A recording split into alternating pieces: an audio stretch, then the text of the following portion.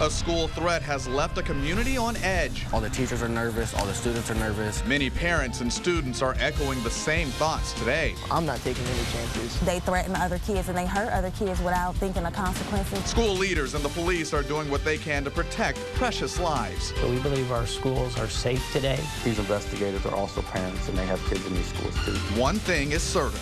This is a serious matter. That investigation is topping our newscast at this hour.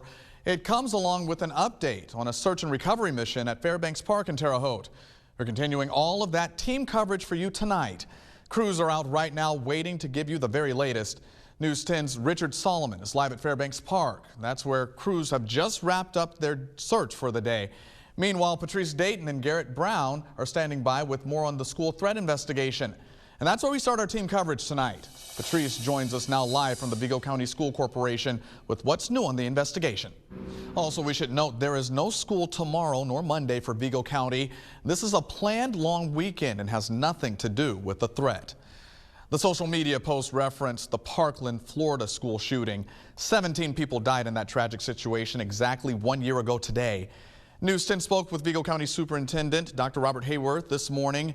He says these kinds of events seem to be happening more and more. Dr. Hayworth said you can tell a lot about a community in a time of crisis. We're with every educational community throughout our nation, throughout the world that has experienced something like this. And just like those school corporations are trying to protect their young people, that's what we're trying to do today. Superintendent Hayworth told us he's thankful for law enforcement support and for the parents' understanding. Even with this extra support from law enforcement, parents made their own decision on whether their kids went to school today. News 10's Garrett Brown is live from Terre Haute South Vigo High School. He continues our team coverage tonight. He spoke with some of the parents and explains why they made their decisions. Back to you. Now we move to another top story tonight. Crews have just left the scene of a search and recovery mission at Fairbanks Park in Terre Haute.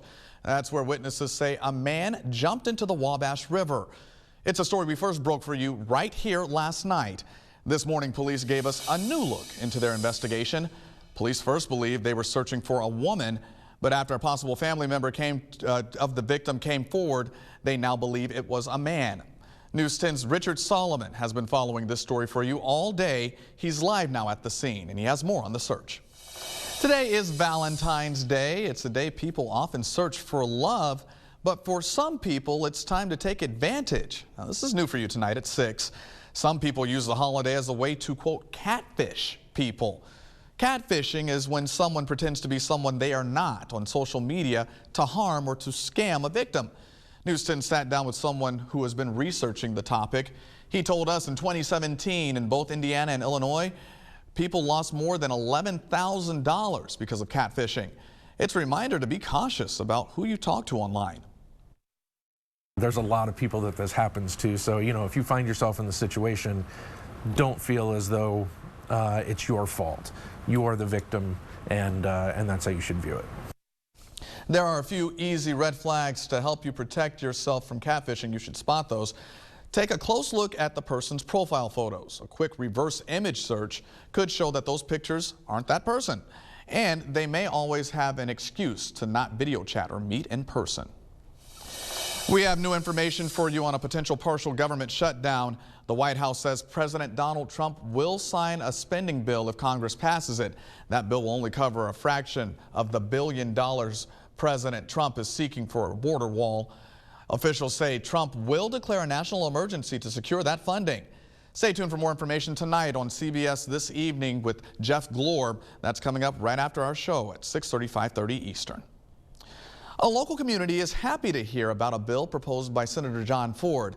The bill would require students in the 6th through 8th grades to learn about the Holocaust. News 10's Jordan Kudish sat down today with locals who strongly feel this should happen. A new program to help you put your feelings to canvas has now started. We told you last month about Art for My Heart.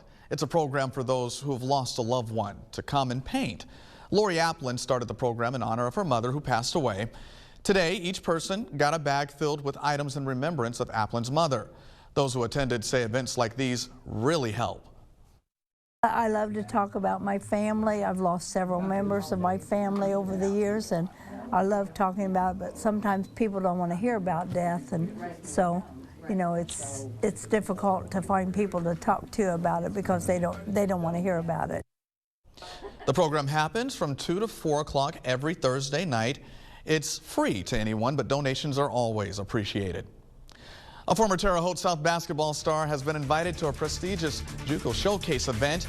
We'll let you know who it is. That's coming up a little later in sports. Plus, a Wabash Valley school is fighting against bullying. I'm News 10 Bureau Chief Gary Bryan, and I'll explain how coming up. Bullying in schools is a growing problem in the United States. That has some students in the Wabash Valley speaking out. News 10 Bureau Chief Gary Bryan is live in Vincennes tonight. He has more on a lecture today that could help students handle bullies.